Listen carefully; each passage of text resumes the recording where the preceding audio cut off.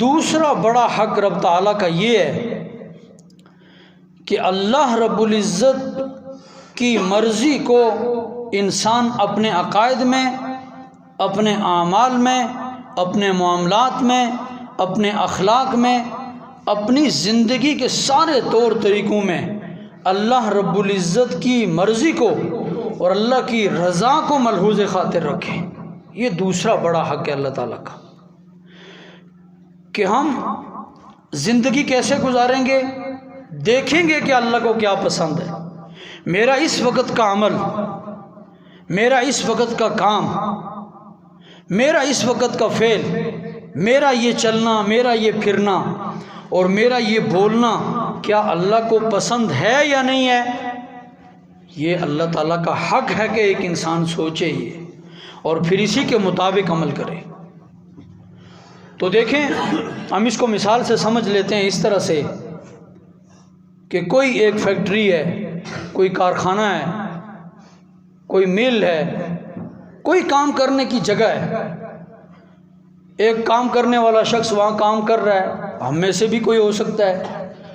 اب وہ اپنی مرضی سے کام کرتا رہے اور اپنے بڑے کی، جو اس فیکٹری کا، جو اس مل کا، کارخانے کا ذمہ دار ہے، جس نے وہ سیٹ اپ سارا قائم کیا، اب اس کی مرضی کا وہ خیال نہ رکھے۔ وہ آپ کو کہے کہ جی 8 بجے یہاں پہنچو، آپ کہیں میری آنکھ نہیں کھلتی ہے، میں 10 بجے پہنچوں گا۔ ایک بچہ بھی سمجھے گا اس بات کو کہ یہ یقیناً اپنی مرضی ہے، اس کی ماتحت کی نہیں ہے، یہ اس کی مرضی پر نہیں چل رہا جس کی فیکٹری میں کام کر رہا ہے، بلکہ یہ اپنی مرضی کر رہا ہے۔ تو ہم میں سے ہر ایک آدمی سمجھتا ہے کہ کیا کچھ عرصے کے بعد اس شخص کا وہاں کام کرنا ممکن ہے؟ نہیں ہے، اس لیے کہ یہ اپنے بڑے کی، جس کا ماتحت ہے، یہ اس کی مرضی کا خیال نہیں رکھ رہا۔ وہ کبھی بلائے تو یہ کہتا ہے کہ میں سویا ہوں، وہ بلائے تو یہ کہتا ہے میں کھیل رہا ہوں، میں نہیں آ سکتا، حالانکہ وہ اس کا کوئی آقا نہیں ہے، محض ایک تعلق ہے اس بنا پر کہ یہ اس کی فیکٹری میں کام کر کے اسے کام دے رہا ہے اور اس کے عوض میں پیسے لے رہا ہے۔ یہ اس کا آقا نہیں ہے، یہ اس کا والد اور باپ نہیں ہے، استاد نہیں ہے کہ کوئی ادب کے معاملات ہوں، بس ایک آپس کا ایک کمپرومائز ہے، آپس کا ایک معاملہ ہے، یہ کام دے گا، وہ اسے پیسے دے گا۔ اگر یہ شخص بھی اس کی مرضی کا خیال نہیں رکھتا تو ہم سمجھتے ہیں کہ اس شخص کا وہاں رہنا ممکن نہیں ہے اور اس کا وہاں سے نکلنا طے ہو جائے گا۔ تو دیکھیں کہ رب تعالیٰ کا حق کس طرح سے مضبوط حق ہے بندوں کے اوپر۔ رب تعالیٰ کا حق کتنا بڑا حق ہے کہ بندے اس کی مرضی کا خیال رکھیں۔ رب تعالیٰ کا حق کتنا بلند و بالا حق ہے کہ جس نے عدم سے وجود بخشا، کہ یہ ہم کچھ بھی نہیں تھے۔ سورۃ الدہر 29واں سپارہ، هل اتى على الانسان حين من الدهر لم يكن شيئا مذكورا،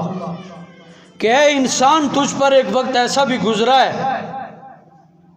انسان ایک وقت تجھ پر ایسا بھی گزرا ہے کہ تو کچھ بھی نہیں تھا،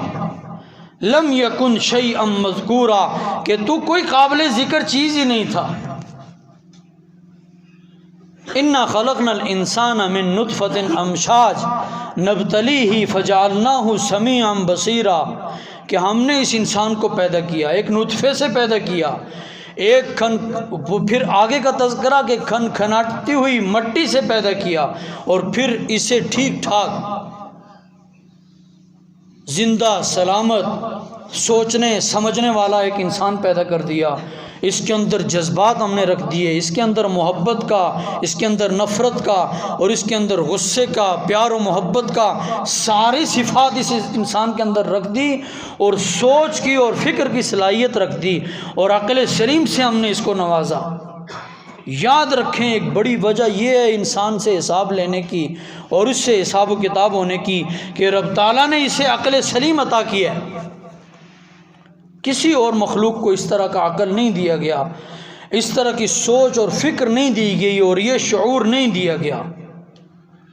کہ جو انسان کو دیا گیا ہے،